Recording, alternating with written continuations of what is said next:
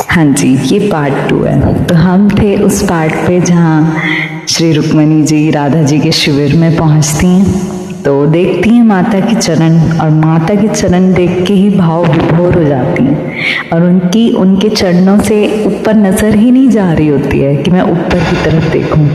तो उनको इतना भाव विभोर देख के श्री राधा रानी जी खड़ी होती हैं उनको, क्योंकि रुक्मणी जी उनके पैरों में बैठ चुकी होती हैं। ये पैर ही इतने सुंदर होते हैं माँ के, तो उन्हें प्यार से उठाती हैं और देखती हैं। जब श्री रुक्मणी जी ने उनका चेहरा देखा तो वो कहते हैं बेहोश हो गई थी। इतनी सुंदर थी माँ, सुंदर हैं, इतनी सुंदर थी श्री राधे।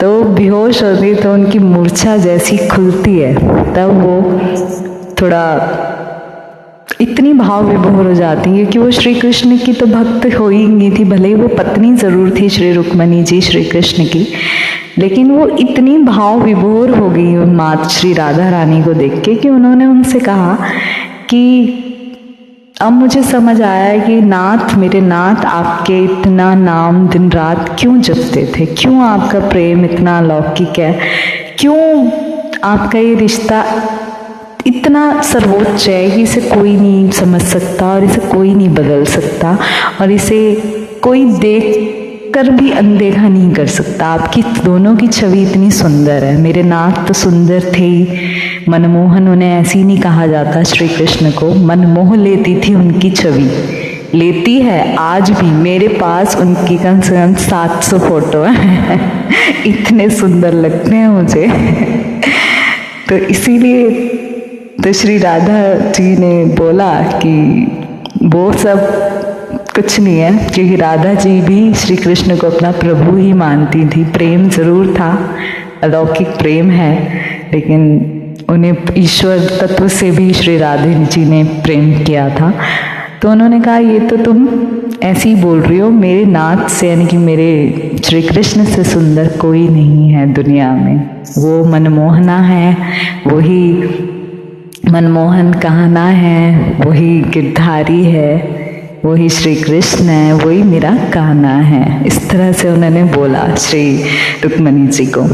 तो रुक्मणी जी इतना भाव विभोर में हो गई कि जैसे वो बोलती हैं कि जैसे मैं श्री कृष्ण की दासी हूँ, उन्हें अपना स्वामी मानती हूँ, वैसे क्या मुझे आप अपनी दासी बना सकती हैं, आपकी सेवा में कर सकती हैं, आप मुझे अपने पास रख सकती हैं।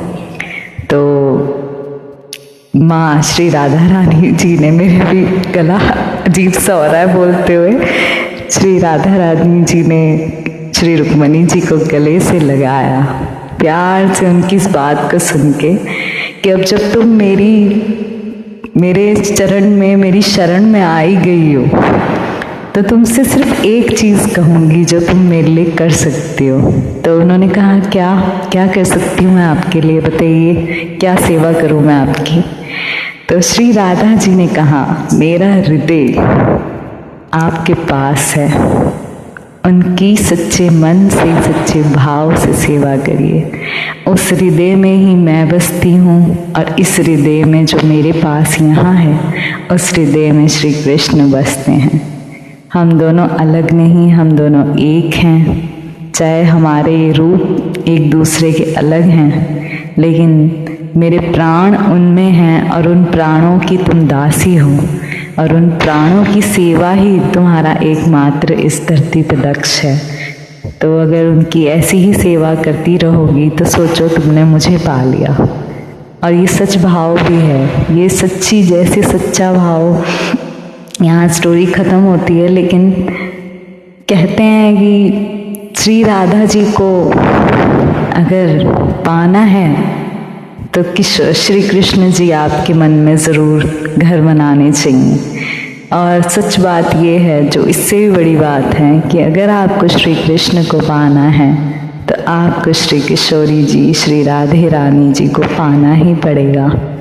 उन्हीं से होकर श्री कृष्ण का रास्ता मिलता है। ये मैंने खुद आजमाया है, ये मेरी खुद की मेरी लाइफ का मैंने देखा है कि मैंने भक्ति करी प्रभु की, लेकिन जब तक मैं किशोरी जी के रंग में नहीं रंगी, उनका प्रेम मैंने जब तक नहीं समझा, और उस प्रेम को समझाने में राधा कृष्ण सीरियल ने मेरी बहुत मदद करी। मैंने उसका हर एक एपिसोड देखा और बहुत सारे संत जनों के सुने भाव माँ के लिए कि ऐसा अद्भुत प्रेम था, प्रेम है। और ये तो मुझे सब पहले से ही पता था कि वो दोनों एक ही हैं, एक दूसरे के बिना अधूरे हैं। उनको दो शरीर एक आत्मा है वो, इसलिए तो कहते हैं शिव शक्ति भी वही हैं और राधे कृष्ण भी वही हैं। तो इस तरह का भाव था उन दोनों का कि यदि उनको श्री राधा जी के पैर में अगर एक कांटा लगता था तो प्रभु को, द्वारकाधीश जी को वहाँ पर दर्द हो जाता था। कभी वो गलती से, माँ ने एक बार गलती से गर्म दूध पी लिया था तो गले में छाले श्री कृष्ण के पड़ गए थे। और एक बार माँ का पैर जल गया था, पैर हल्का सा गरम उसमें जल गया था तो छाले श्री कृष्ण के पैरों में पड़ गए थे। ऐसी न जाने कितनी अद्भुत लीलाएं हैं श्री राधे कृष्ण की, जिन्हें शायद मैं अगर एक बार भी बोलने बैठूं तो शायद मेरे 10 जन्म भी कम पड़ जाएंगे। तो इतना प्यारी ये सबसे मुझे बेस्ट कथा लगती है कि जब रुक्मणी जी श्री राधे जी को पहली बार देखती हैं। तो ये होता है प्रेम यार, इस तरह का प्रेम ये है सच्चा प्रेम, कि अगर एक रोए, एक विरह के आंसू बहाए तो दूसरे को फील आ जाए कि हाँ मेरा प्रेमी, मेरा प्रेम रो रहा है या मेरा प्रेम परेशान है। ये होता है, ये भाव ही प्रेम है। तो ये प्यारी सी कथा आप सबके नाम, आप इसको सुनिए, अच्छी लगे तो शेयर करिए, क्योंकि प्रभु के बारे में जितनी कथाएं बोलूं श्री राधे कृष्ण की उतनी कम है। तो thank you everyone for listening. जय श्री राधे कृष्णा।